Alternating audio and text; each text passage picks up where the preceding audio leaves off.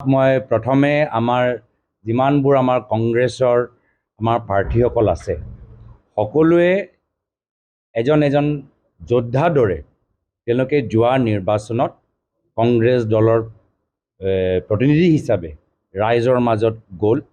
যথেষ্ট তেওঁলোকৰ ঘাত প্ৰতিঘাত তেওঁলোকে সন্মুখীন হ'বলৈ হ'ল। সকলোৱে দেখিলে যে পুলিচ প্ৰশাসন বিধায়কসকল ভয় ভাবুকি কেনেদৰে ব্যৱহাৰ কৰা গ'ল। এইবোৰ চবটো কেমেৰাৰ ওপৰতে আছে। প্ৰচাৰ আৰম্ভণিত কেনেদৰে বিধায়কসকলে কথাবোৰ আছিলে, শেষৰ ফালে কেনেদৰে কথাবোৰ আছিলে, প্ৰশাসনৰ কি ভূমিকা আছিলে, আৰক্ষীসকলৰ কি ভূমিকা আছিল। তথাপিও এই সময়ত যে আমাৰ কংগ্ৰেছৰ প্ৰাৰ্থীসকলে তেওঁলোকে যে আগবাঢ়ি গ'ল, মই প্ৰথমতে তেওঁলোকক শুভেচ্ছা দিবলৈ বিচাৰিছোঁ আৰু কৃতজ্ঞতা দিবলৈ বিচাৰিছোঁ। আজি এজন গাঁৱৰ এজন যুৱক বা যুৱতী বা এজন প্ৰাৰ্থীৰ বাবে ইমান সহজ নাছিল যোৱা পঞ্চায়ত নিৰ্বাচন। ইয়াৰ আগতেও বিভিন্ন নিৰ্বাচন আমি সকলোৱে দেখা পাইছোঁ, কিন্তু এনেকুৱা পৰিস্থিতি আমি সন্মুখীন হোৱা নাই। আৰু এই সময়ত তেওঁলোকে যিদৰে আগবাঢ়ি গ'ল, মই তেওঁলোকক শুভেচ্ছা দিছোঁ। যিসকল জিকি ওলালে মই তেওঁলোকক আৰু মোৰ মৰম যাচিছোঁ আৰু সকলোকে আমি কৈছোঁ যে আমি আগবাঢ়ি যাম। আৰু আপোনালোকৰ প্ৰশ্ন, এই প্ৰশ্নতে উত্তৰ লুকাই আছে যে ৰাজনীতিত কোনো এটা পৰিস্থিতি সদায় কাৰণে স্থিৰ নাথাকে। এক বছৰ আগত ইয়াত আমাৰ উজনি অসমত পৰিৱেশটো বেলেগ আছিল। এক বছৰ পিছত আজি বৰ্তমানৰ সময়ত পৰিৱেশটো বেলেগ। অহা বছৰ যে আকৌ সলনি হ'ব পাৰে এইটোতো ইয়াত আমি প্ৰমাণ পাই গ'লোঁ। যিহেতু এক বছৰৰ ভিতৰতে আপোনালোকৰ কোৱাৰ দৰে য'ত আমি বিভিন্ন পঞ্চায়তত আমি লোকসভা সময়ত আমি জয়লাভ কৰিলোঁ, আজি এক বছৰ পিছত ৰাজনৈতিক পৰিস্থিতি সলনি হৈছে। একে সেই শৃংখলাত অহা বছৰো হ'ব পাৰে, কিন্তু আমি বহুতখিনি আমি কথা ইতিমধ্যে আমি জানিব পাৰিছোঁ। আমি যোৱাকালিৰ পৰা আমি বিভিন্ন প্ৰাৰ্থীসকলৰ লগত আমি কথাবোৰ পাতিবলৈ আৰম্ভ কৰিছোঁ আৰু প্ৰাৰ্থীসকলেও নিজৰ কথাবোৰ মুকলিকৈ আমাক জনাইছে কি কৰাটো ভাল, কি কৰিলে আৰু ভাল হ'বগৈ। তো এতিয়াও আমি কেনেদৰে আগবাঢ়ি যাব পাৰোঁ তাৰ বাবে আমি এটা ৰণকৌশল আমি দেখা পাইছোঁ, আমি এটা ৰোড মেপ, এটা পৰিকল্পনা আমি দেখা পাইছোঁ। আৰু সেইকাৰণে আমাৰ কাৰণে এটা ভাল ইংগিত যে আমি ক'ত যাব লাগে। আমি এদিনৰ ভিতৰতে আমি গম পাই গৈছোঁ যে নিজকে আমি কেনেদৰে শুদ্ধ কৰিব লাগে।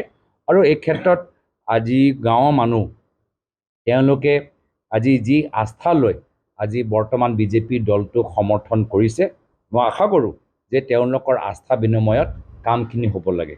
এতিয়া এই বহুতে আশা কৰে যে যিদৰে আঁচনি উল্লেখ কৰা গ'ল, আঁচনিবোৰ নাম লোৱা গ'ল, যিদৰে আন্তঃগাঁথনি উন্নয়ন হ'ব সেইখিনি নাম লোৱা গ'ল, বিভিন্ন ধৰণৰ ঘোষণা যে কৰা গ'ল, সেইখিনি কাম যে হয়। আৰু এই ক্ষেত্ৰত ৰাইজক যে বিজেপিয়ে যে মিছা কথা কোৱা নাই বা বিশ্বাস কথা কৰা নাই, এই ক্ষেত্ৰত কংগ্ৰেছ দলে এটা নিৰ্ণায়ক ভূমিকা গ্ৰহণ কৰিব। তৃণমূল পৰ্যায়ৰ কংগ্ৰেছ কৰ্মীৰ ক্ষোভ, আমি যেতিয়া কালি কথা পাতিছিলোঁ তেওঁ এটা কথা কৈছে যে গৌৰৱ গগৈক সাক্ষাৎ কৰাটো দূৰৰ কথা বুলি ফোনটো ৰিচিভ নকৰে। সেইবোৰ বহিঃপ্ৰকাশ ঘটিলে নেকি পঞ্চায়ত নিৰ্বাচনত, যিহেতু শোচনীয় পৰাজয় হ'ল তিতাবৰ বিশেষকৈ দুৰ্গক। আমি বিভিন্ন সময়ত আমি তৃণমূল কৰ্মীসকলৰ লগত বাৰ্তালাপত আছোঁ। তৃণমূল কৰ্মীসকলৰ লগত আমিও যোৱাকালিৰ পৰা আমি লগ পাই আছোঁ। যিসকল আমাৰ প্ৰাৰ্থী, য'ত আমি ভাবিছিলোঁ যে তেওঁলোকে জয়লাভ কৰিব, আমি গোটেইখিনি কথা আৰু প্ৰত্যেক কথা আমি গুৰুত্ব সহকাৰে লৈছোঁ। আমি নিজকে কেনেদৰে আৰু শুদ্ধ কৰিব লাগে, আমি সাংগঠনিকভাৱে কেনেদৰে শুদ্ধ কৰিব লাগে, আমি তললৈ কোনকেইটা বিষয়ৰ ওপৰত বেছি জোৰ দিব লাগে, ৰাইজৰ মাজত কিদৰে হেঁচা প্ৰয়োগ কৰা গ'ল, আঁচনিৰ আজি কেনেদৰে তাৰ ৰাজনীতিকৰণ কৰা গ'ল, প্ৰশাসনৰ কেনেদৰে ৰাজনীতিকৰণ কৰা গ'ল, গোটেই আমি ভালদৰে এটা সমীক্ষা আমি কৰি আছোঁ। আৰু যোৱাকালিৰ পৰা মই দেখা পাইছোঁ যে আমাৰ কৰ্মীসকলৰ পৰা যি বাৰ্তা পাইছোঁ যে তেওঁলোকে হাৰ মানি লোৱা নাই, তেওঁলোকে এতিয়াও নিষ্ঠাৰে ৰাইজৰ মাজত থাকিবলৈ বিচাৰে। হয়, এদিন দুদিন তেওঁলোকে জিৰণি ল'ব, কিন্তু আকৌ পুনৰবাৰ বাঘৰ দৰে তেওঁলোকে পথাৰত ফিল্ডত ওলাই আহিব।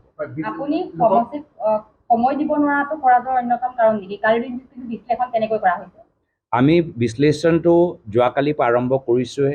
আমি বিভিন্ন ঠাইত আমি চবতে আমি যামগৈ আৰু সকলোৱে নিজৰ নিজৰ দায়িত্ব ল'বই লাগিব।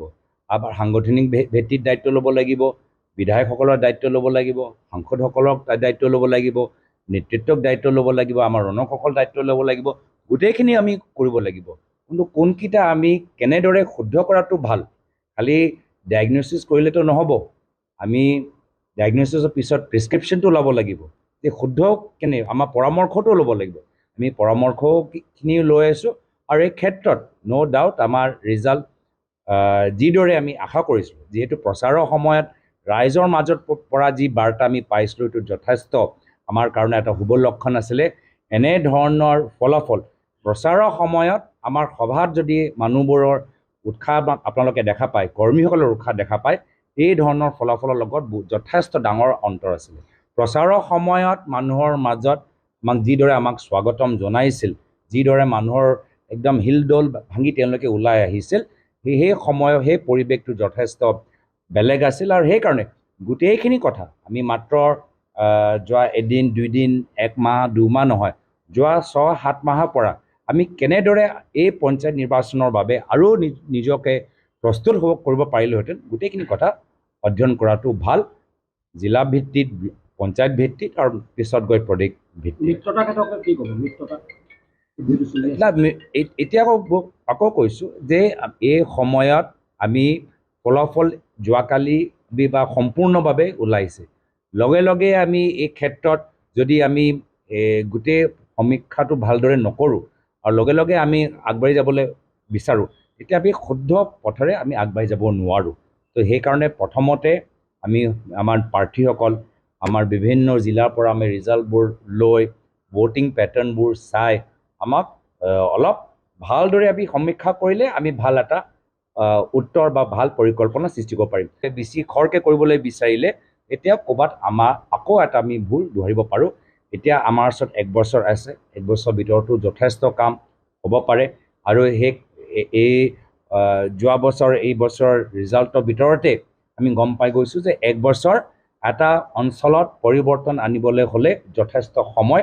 যিদৰে বিজেপিয়ে তেওঁলোকে নিজকে যোৱা বছৰৰ তুলনাত শুদ্ধ কৰি এইবাৰ তেওঁলোকে যোৰহাট, উজনি অসমত ভাল কৰিব পাৰিলে, সেই একেই আমিও এই 1 বছৰৰ ভিতৰতে নিজৰ স্থিতি ভাল কৰি অহা বিধানসভা নিৰ্বাচনৰ কাৰণে আমি আকৌ ৰিমেটছৰ কাৰণে এইবাৰ আমি ৰাউণ্ডটো আমি মানি লৈছোঁ যে যোৱা বছৰ প্ৰথম ৰাউণ্ডটো আমি জিকিলোঁ, এইবাৰ ছেকেণ্ড ৰাউণ্ডটো তেওঁলোকৰ ভাল হ'ল। ফাইনেল যে ৰিমেটছ অহা বছৰ হ'ব, এই ৰিমেটছৰ কাৰণে একদম মানে গোটেই জোৰ লগাই আমি ৰিমেটছটো জিকিবলৈ আমি চেষ্টা কৰিম। দেখা গৈছিল যে আপোনাৰ বিজেপিয়ে কৈছে যে চব দল নিজকে আৰু শুদ্ধ কৰাটো স্বাভাৱিক। তো তেওঁলোকে নিজকে শুদ্ধ কৰক, আমি আৰু আগবাঢ়ি যাম। তেওঁলোকে আমাক অনুকৰণ কৰি থাকক, আমি আৰু আগবাঢ়ি যাম। আমি নতুন নতুন পৰিকল্পনা, নতুন নতুন ৰণকৌশল, নতুন নতুন প্ৰচাৰ মাধ্যম, নতুন ধৰণৰ নতুন বিষয়বোৰ লৈ আমি আমাৰ কথা বিজেপিৰ লগত নহয়, ৰাইজৰ পৰা আমি কি গম পাইছোঁ, ৰাইজে কি বিচাৰে। যিদিনা আমি ৰাইজৰ আহ্বানৰ ওপৰত বেছি জোৰ দিম, ৰাইজৰ পৰামৰ্শ অনুসৰি কাম কৰিম। বিজেপি কি কৰিছে, কি কৰা নহয়, ৰাইজে শেষত গৈ সিদ্ধান্ত ল'ব যে যোৱাবাৰ যদি তেওঁলোকে কংগ্ৰেছক ভোট দিলে, এইবাৰ তেওঁলোকে বিভিন্ন কাৰণত বিজেপিক ভোট দিছে, অহাবাৰ যে নিৰ্ণায়ক যে নিৰ্বাচন হ'ব, যে ফাইনেল ৰিমেটছ হ'ব, এই ফাইনেল ৰিমেটছত আমি গোটেই ৰাইজৰ ভিত্তিত নিজৰ প্ৰচাৰ আমি কৰিম। ৰাইজৰ কথা যেতিয়া কৈছে, ৰাইজে বিচাৰিছিলে যে ভাৰতে পাকিস্তান আক্ৰমণ কৰক, সেয়াও আক্ৰমণ কৰিলে, গতিকে ৰাইজৰ যিমানবোৰ আকাংক্ষা আছে বিজেপি চৰকাৰে যেন পূৰণ কৰিছে, তাৰে প্ৰতিফলন এতিয়া নিৰ্বাচনত আমি দেখিবলৈ পাইছোঁ, বা 26ৰ নিৰ্বাচনতো এইখিনিয়ে প্ৰভাৱ পেলাব বুলি ভাবে নেকি? আকৌ কৈছোঁ, 1 বছৰৰ ভিতৰত ৰাজনীতিত যথেষ্ট মানে তাত সলনি হ'ব পাৰে, পৰিৱৰ্তন হ'ব পাৰে। অহা বছৰলৈকে কি পৰিস্থিতি থাকে, কি পৰিৱেশ থাকে, মানুহৰ মাজত যিহেতু এই নিৰ্বাচনত তেওঁলোকে নিজৰ গাঁৱৰ প্ৰতিনিধিসকল তেওঁলোকে চিনাক্ত কৰি আছে, বা গাঁৱৰ প্ৰতিনিধি চাই তেওঁলোকে ভোট দিছে। অহা বছৰ তেওঁলোকে চৰকাৰ, বিধায়ক বা বিধায়িকা বা চৰকাৰৰ কোন দলৰ চৰকাৰ হ'লে বেছি ভাল। তো অহা বছৰ নিৰ্বাচনত ৰাইজৰ মনত যিবোৰ প্ৰশ্ন থাকিব, সেই প্ৰশ্নত যথেষ্ট এটা পৰিৱৰ্তন দেখা পাব। আৰু সেইকাৰণে যদি যোৱা বছৰ তেওঁলোকৰ ভোট দিয়া সময়ত ভাবিছিল যে সাংসদজন কেনেদৰে হ'ব লাগে, বা বিজেপিক কিমান আসন দিলে ভাল হ'ব, কংগ্ৰেছক কিমান শক্তিশালী কৰিব লাগে, এইবাৰ তেওঁলোকৰ গাঁও উন্নয়ন, গাঁৱৰ পৰিস্থিতি চাই কৰিছে। তো অহা বছৰো তেওঁলোকৰ পৰিস্থিতি বা কি প্ৰশ্ন নিজকে সুধি তেওঁলোকে ভোট দিব, তাৰ ভিতৰত যথেষ্ট সলনি হ'ব। আৰু সেইকাৰণে মই ৰাইজৰ বিবেকটো যথেষ্ট সন্মান কৰোঁ আৰু মই আশাবাদী যে আমি ৰাইজৰ বিবেকৰ ওপৰত নিৰ্ভৰ কৰি এটা ভাল কাম আৰু নিজকে শুদ্ধ কৰিবলৈ সংশোধন কৰিবলৈ অহা 1 বছৰৰ ভিতৰত যথেষ্ট সময় আমি কৰিব পাৰিম।